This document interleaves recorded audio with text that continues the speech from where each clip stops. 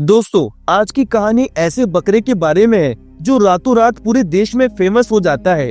और होगा भी क्यों नहीं, बेचारे को 30 साल की जेल की सजा हो जाती है। Welcome to black recap. आज की हमारी कहानी का नाम गोरे पुरानम है। तो चलिए शुरू करते हैं। मूवी की शुरुआत में 3 लड़कों को दिखाया जाता है जो अपनी कार के बाहर खड़े होकर एंजॉय कर रहे होते हैं। ये तीनों लड़के अपनी कार के म्यूजिक की वॉल्यूम तेज करके एंजॉय करते हैं। तभी अचानक एक आदमी वहां आता है। ये आदमी उनके इन तीनों दोस्तों में से एक लड़के से माचिस मांगता है। इसके बाद वो आदमी सिगरेट जलाता है और चाकू निकालकर उस लड़के का मर्डर कर देता है जिसने उसे माचिस दिया था। ये सब बाकी के दोनों दोस्त खड़े होकर देख रहे होते हैं और इसके बाद वो लोग वहां से भाग जाते हैं। फिर हमें पता चलता है कि उस लड़के का नाम पवन रेड्डी है जिसका मर्डर हुआ था उस रात। हमें उस आदमी का नाम भी पता चलता है जिसने मर्डर किया था, उसका नाम रवि है।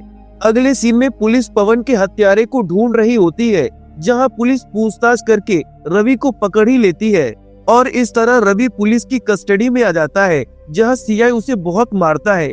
सीआई रवि से पवन की मौत की वजह जानने की कोशिश करता है।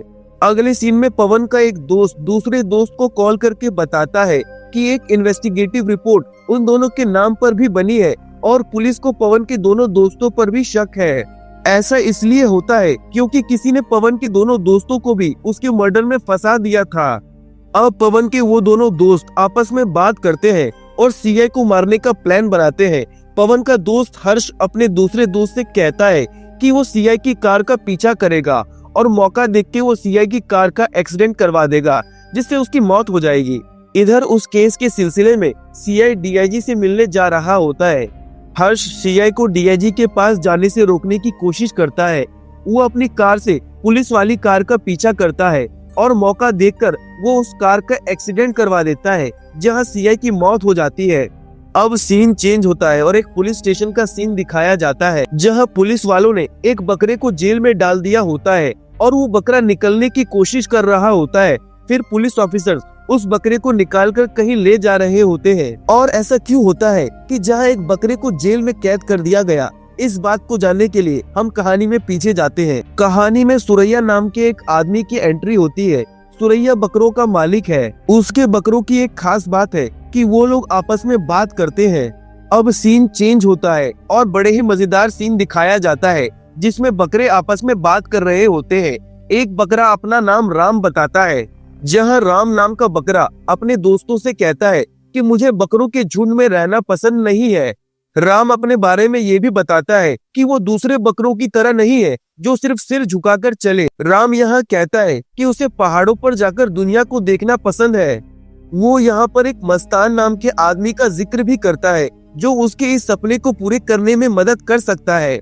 अगले सीन में राम अपने दोस्त लक्ष्मण को उसी पहाड़ पर लेकर जाता है जिसका उसने अभी अभी जिक्र किया था। राम लक्ष्मण को वहां से पूरा व्यू दिखाता है और उसे आजादी का मतलब बताता है।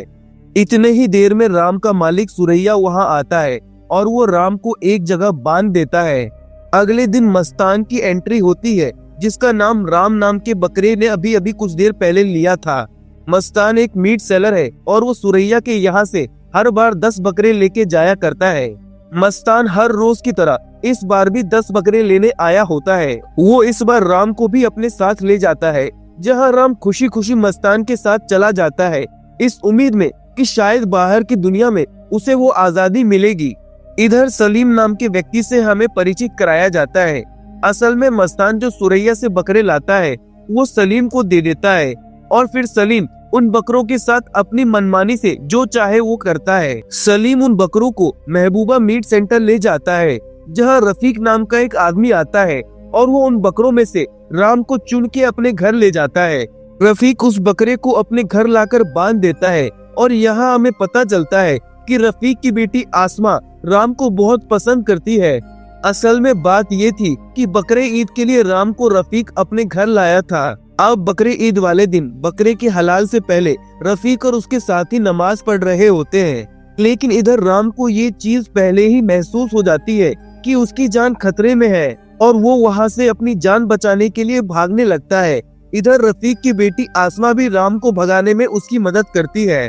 अब राम भाग रहा होता है और रफीक और उसके आदमी उसका पीछा कर रहे होते हैं। काफी दूर आगे भागने के बाद राम नरसिम्हा नाम के आदमी के इलाके में आ जाता है और वहाँ पर आकर थोड़ा आराम करता है। राम यहाँ एक जगह रुकता है जहाँ उसे कुछ पीने का दिखाई देता है और अपनी प्यास बुझाने के लिए वो वहाँ रखी चीज पी लेता है और इतने में ही नरसिम्हा के गांव वाले उसको देख लेते हैं। यहाँ हमें पता चलता है कि नरसिम्हा के गांव में कोई त्योहार मनाया जा रहा था जिसमें कि बकरे की बलि देकर देवी को खुश करने की प्रथा थी और असल में वो पवित्र पानी बलि वाले बकरे के लिए था जो गलती से राम पी लेता है। इसलिए अब नरसिम्हा और उसके आदमी ये फैसला करते हैं कि अब उन्हें इस बकरे की ही बलि देनी होगी। लेकिन राम फिर से मामला समझ जाता है और वहाँ से भी भागने लगता है। इधर रफीक के आदमी अभी भी राम का पीछा कर रहे होते हैं और उधर नरसिम्हा के लोग भी राम के पीछे पड़ जाते हैं। अब राम एक नदी किनारे आकर रुक जाता है। राम को लगता है कि किसी ने उसे नहीं देखा और वो वहाँ छुप जाता है। लेकिन रफीक और नरसिम्हा के लोग इस बकरे को नदी के पास देख लेते हैं और उसे पकड़ने की सोचने लगते हैं। वो लोग धीरे से आकर राम को पकड़ लेते हैं और उसे पेड़ के नीचे बांध देते हैं। अब नरसिम्हा के लोग और रफीक के आदमी आपस में बहस करने लगते हैं कि कौन इस बकरे को लेकर जाएगा। दोनों धर्म के लोगों को ये बकरा चाहिए था। दोनों धर्म के लोग आपस में बहुत लड़ते हैं। रफीक का कहना था कि उसने इस बकरे के पैसे दिए हैं तो ये उसका हुआ, लेकिन इधर नरसिम्हा का कहना था कि भले ही इसे रफीक ने खरीदा हो लेकिन इसने बलि के मौके पर वो पवित्र पानी पी लिया तो अब इसी की बलि देनी पड़ेगी, वरना गांव पे भारी संकट आ सकता है। अब फैसला करने के लिए गांव वाले वहां के प्रेसिडेंट चिटैया को बुलाते हैं। दोनों पक्षों में बहस होती है। एक दूसरे से दोनों पक्ष के लोग गाली गलौज भी करते हैं। फिर वहां की प्रेसिडेंट डिसाइड करती है कि 10 बार चाकू से बकरे को रफीक के लोग मारेंगे और 10 बार नरसिम्हा के लोग, और जिस साइड बकरा मरने के बाद गिरेगा वो बकरा उसका हो जाएगा। अब गांव के कुछ लोग इस पूरे मुद्दे का वीडियो बनाकर ऑनलाइन डाल देते हैं। अब सीन चेंज होता है और हमें पता चलता है कि सीआई की डेथ की खबर न्यूज में वायरल हो गई है और हमें ये भी पता चलता है कि सीआई का हत्यारा जिसका नाम हर्ष है, मीडिया में उसकी भी बातें होने लगी है। हर्ष का बाप फाइनेंस मिनिस्टर होता है और वो अपने बेटे के लिए काफी घबरा जाता है। हर्ष का बाप हर्ष को बुलाकर उसकी गंदी करतूत की वजह से उस पे खूब चिल्लाता है और वो उससे ये भी पूछता है कि और कौन शामिल था तुम्हारे इस क्राइम में। हर्ष यह बताता है कि आईटी मिनिस्टर का बेटा भी मेरे इस क्राइम में मेरे साथ शामिल था। अब सीन चेंज होता है जहां फाइनेंस मिनिस्टर और आईटी मिनिस्टर दोनों आपस में बात कर रहे होते हैं कि कैसे इस मैटर को सुलझाएं और अपने बेटे को बचाएं। इसलिए दोनों मिलके कृष्णकांत नाम के आदमी को कॉल करते हैं। कृष्णकांत बहुत बड़ा न्यूज रिपोर्टर होता है। आईटी मिनिस्टर यहाँ कृष्णकांत से कहता है कि फाइनेंस मिनिस्टर के बेटे हर्ष की न्यूज सुनाने से बेटर है कि उस बकरे वाली कहानी को वायरल करो। इधर दोनों मिनिस्टर मिलके कृष्णकांत को 7 करोड़ रुपए भी देते हैं ताकि वो ये न्यूज दबा दे और इसके बदले बकरे वाली न्यूज को वायरल कर दे ताकि लोगों का ध्यान उधर चला जाए। और बिल्कुल ऐसा ही होता है जहां सीआई की डेथ की न्यूज रोककर बकरे वाली खबर को बढ़ावा दिया जाता है। उधर पुलिस की एंट्री नरसिम्हा के गांव में होती है और यहाँ पुलिस वाले राम को उठाकर पुलिस स्टेशन ले जाते हैं। ऐसा पुलिस इसलिए करती है ताकि धर्म के नाम पर कोई दंगा ना हो। अब पुलिस स्टेशन में राम के नाम पर एफआईआर होती है और राम का नाम बदल के एक क्रिश्चियन नाम यीशु रख दिया जाता है ताकि उसके नाम को लेकर भी दोनों हिंदू और मुस्लिम में कोई लड़ाई ना हो। उधर दोनों तरफ के लोग रफीक और नरसिम्हा के गांव वाले अपने अपने लॉयर का चुनाव करते हैं ताकि दोनों में से कोई इस बकरे को जीत ले केस लड़कर। इधर यूसुफ को कोर्ट में लाया जाता है। जज कोर्ट में दोनों धर्म के लोगों को डांट लगाता है और समझाता है कि एक बकरे के चलते दोनों धर्मों को आपस में नहीं लड़ना चाहिए। इसके बाद जज यूसुफ को एनिमल वेलफेयर वालों के पास भेज देता है, लेकिन ये संस्था यूसुफ को लेने से मना कर देती है। संस्था जज को बताती है कि बकरे और मुर्गे जैसे जानवर उनकी वेलफेयर लिस्ट में शामिल नहीं है, इसलिए वो कुछ नहीं कर सकते। इसके बाद जज यूसुफ को जेल में डलवा देता है ताकि दोनों धर्म के बीच यूसुफ को लेकर लड़ाई ना हो। जज का मानना था कि इस बकरे की वजह से दो धर्मों के बीच खून खराबा होते होते बचा, लेकिन आगे फिर से दंगे फसाद हो सकते हैं, इसलिए यूसुफ को ही गुनहगार मानकर जेल भेज दिया जाता है। उधर जेल में यूसु को रवि के सेल में ही डाला जाता है। ये वही रवि है जिसने स्टार्टिंग में पवन का मर्डर किया था। इधर रवि जेलर से अपनी बेटी के बारे में पूछता है तो जेलर कहता है कि उसके गांव जाने के बाद भी कोई इन्फॉर्मेशन नहीं मिली, क्योंकि रवि के पड़ोसी अभी आउट ऑफ स्टेशन है। वो जब वापस आएंगे तभी कोई इन्फॉर्मेशन जेलर को मिल पाएगी। इतना बोलकर जेलर रवि को विश्वास दिलाता है कि सब कुछ सही हो जाएगा, तुम अपनी बेटी से बात कर पाओगे। फिर पुलिस स्टेशन का सीन दिखाया जाता है और यूसु को भी दिखाया जाता है, जहां यूसु ने कई दिनों से कुछ भी खाया पिया नहीं है। असल में जो आदमी यूसु के लिए खाना लाता है वही पूरा खाना खा जाता है और यूसु बेचारा भूखा रह जाता है। उधर ये मैटर इंटरनेट पर वायरल हो जाता है और इस मैटर के वायरल होने के बाद लोग उस बकरे के लिए प्रोटेस्ट करने लगते हैं, जिसके चलते वो लोग मटन खाना बंद कर देते हैं और मटन की जगह चिकन खाना शुरू कर देते हैं। लोगों ने एक न्यू डे बनाया था जो कि था नो मटन डे। फिर इस चीज को देखते देखते लोग नो चिकन डे भी बनाने लगते हैं। अब फिर से पुलिस स्टेशन का सीन दिखाया जाता है, जहां एक आदमी पुलिस को आकर बताता है कि सीआई के मर्डर केस को डाइवर्ट करने के लिए बकरे के केस को बढ़ावा दिया जा रहा है। इधर एक फ्लैशबैक का सीन दिखाया जाता है, जहां फाइनेंस मिनिस्टर का बेटा हर्ष रेड्डी और आईटी मिनिस्टर का बेटा सुनसान सड़क पर कुछ प्लानिंग कर रहे होते हैं। ये वही सेम जगह है जहां पर रवि ने पवन को मारा था। तभी वहां रवि की वाइफ और छोटी सी बेटी कहीं से आ रही होती है। हर्ष और आईटी मिनिस्टर का बेटा उनको आता हुआ देख लेते हैं। जैसे ही वो लोग उनकी कार के करीब आते हैं तो यहाँ रवि की बेटी को ये लोग किनारे कर देते हैं और उसकी वाइफ को जंगल में घसीट कर ले जाने लगते हैं। तभी वहाँ उनका तीसरा दोस्त पवन भी आ जाता है।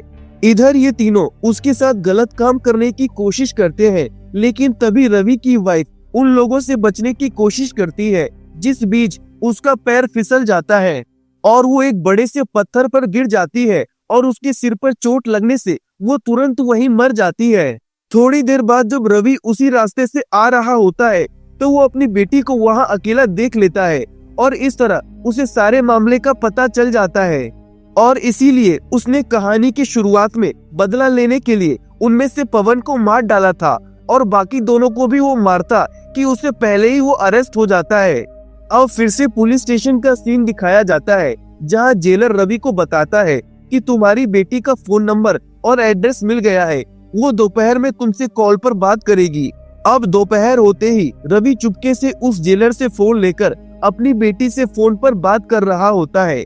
वो अपनी बेटी की आवाज सुनकर बहुत इमोशनल हो जाता है, लेकिन इससे पहले कि वो कुछ कहता तभी वहाँ का मेन ऑफिसर जेल में राउंड पे निकला होता है। लेकिन इससे पहले कि वो ऑफिसर रवि को रंगे हाथों किसी से कॉल पे बात करते देखता कि तभी यूसु रवि को आवाज निकालकर इशारा कर देता है कि कोई आ रहा है, जिससे कि रवि बच जाता है। यूसु के चलते पूरे देश में एक पॉलिटिकल कंट्रोवर्सी चल गई थी, जिसका फायदा फाइनेंस मिनिस्टर और आईटी मिनिस्टर को तो हुआ, लेकिन अपोजिशन पार्टी को इससे परेशानी थी। इसलिए वो लोग यूसु को जेल में ही खत्म करने का प्लान बनाते हैं। अब अगले सीन में हम लोग देखते हैं कि कुछ अपराधी यूसु को मारने की प्लानिंग कर रहे होते हैं, क्योंकि उनको यूसु को मारने का ऊपर से ऑर्डर आ गया था। वो सोचते हैं कि जब रवि यूसु के पास नहीं होगा तब वो लोग यूसु को मार डालेंगे। अब जैसे ही रवि बकरे के पास से जाता है, वहाँ सभी अपराधी बकरे को मारने की कोशिश करते हैं, लेकिन वो लोग फेल हो जाते हैं, क्योंकि वही बूढ़ा जेलर उन लोगों को वहाँ से भगा देता है। इसके बाद जब रवि फिर से यूसु के पास आता है तो वो जेलर रवि को सारा मैटर बता देता है और रवि ये सब सुनकर उदास हो जाता है। रवि को यूसु की इतनी फिक्र इसलिए थी क्योंकि यूसु के साथ एक ही सेल में रहकर रवि को यूसु से लगाव हो गया था। और तो और रवि यूसु में अपनी बेटी की छवि देखने लगा था। जब कभी उसे अपनी बेटी की याद आती वो उस बकरे को गले लगा लेता। अगली सुबह ये बकरा यूसु उन सभी कैदियों से अपना बदला लेता है जिन्होंने भी इसे मारने की कोशिश की थी। जहाँ ये बकरा कभी किसी को अपनी सींग से मारता है तो कभी किसी के पानी के गिलास में टॉयलेट कर देता है।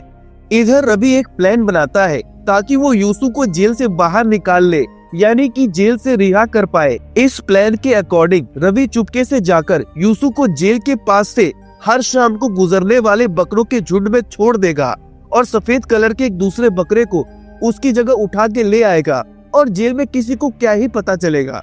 और इस तरह मौका लगते ही शाम में रवि बिल्कुल ऐसा ही करता है, जहां वो बकरा बदल के किसी दूसरे बकरे को अपने साथ सेल में ले आता है और यूसु को उस झुंड में छोड़ देता है। लेकिन जैसे ही वो सेल में पहुंचकर चेक करता है तो वो देखता है कि बकरा नहीं बदला।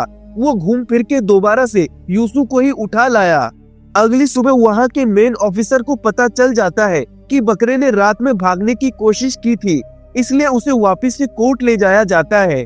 पुलिस ऑफिसर को ये भी पता चलता है कि रवि ने यूसु की मदद की थी। इधर बकरे को कोर्ट में लाने के बाद जज पूछता है कि इस बकरे को वापस क्यों लेकर आए हो, तो वो एडवोकेट कहता है कि इस बकरे ने कल रात जेल से भागने की कोशिश की थी और रवि नाम के दूसरे अपराधी ने इसकी भागने में मदद की थी। अब चारों तरफ की दलील सुनने के बाद जज यूसु की सजा बढ़ा के 30 साल की कर देता है और जेल से भागने जैसे क्राइम में मदद करने के लिए रवि की सजा भी बढ़ा दी जाती है। रवि जज को काफी समझाने की कोशिश करता है कि ये तो एक बेजुबान जानवर है, लेकिन जज अपना फैसला कर चुका था। इधर रात में पुलिस यूसु और रवि को लेकर जा रही होती है कि तभी अचानक गाड़ी का टायर पंक्चर हो जाता है। फिर रवि टॉयलेट करने के बहाने उतरता है और दिमाग लगाकर कैसे भी करके यूसु को वहाँ से भगा देता है। यूसु बहुत तेज भागता है और भागते भागते हर्ष, जो कि फाइनेंस मिनिस्टर का बेटा था, वो भी कोइंसिडेंटली उसी रास्ते से आ रहा था। उधर तभी अचानक यूसु उसकी कार के आगे जंप करता है और खुद को बचा लेता है, लेकिन इसके चलते हर्ष का उसकी कार से एक्सीडेंट हो जाता है और वहीं पे उसकी मौत हो जाती है। इधर हर्ष की मौत की खबर रवि तक जेल में पहुंच जाती है। रवि खुश हो जाता है कि चलो मेरी बीवी का एक और गुनहगार इस दुनिया से गया। इधर रवि ने जेल के रूम में 1, 2, 3 नंबर्स लिखे थे, जिसमें कि उसने 1 पर क्रॉस लगा दिया था, क्योंकि वो पवन की मौत को दर्शाता है, जिसको रवि ने कहानी की शुरुआत में ही मारा था। अब वो 2 पर भी क्रॉस लगाता है, जो हर्ष की डेथ को रिप्रेजेंट करता है, और 3rd नंबर पर उसको अभी भी क्रॉस लगाना बचा था, जो कि आईटी मिनिस्टर के बेटे को दर्शाता है। और इसी सस्पेंस के साथ कि आईटी मिनिस्टर का बेटा मरेगा कि नहीं, मूवी खत्म हो जाती है। अगर आपको ये एक्सप्लेनेशन अच्छा लगा तो प्लीज लाइक कीजिए, कोई इशू लगा तो कमेंट करके जरूर फीडबैक दीजिए। Thank you very much.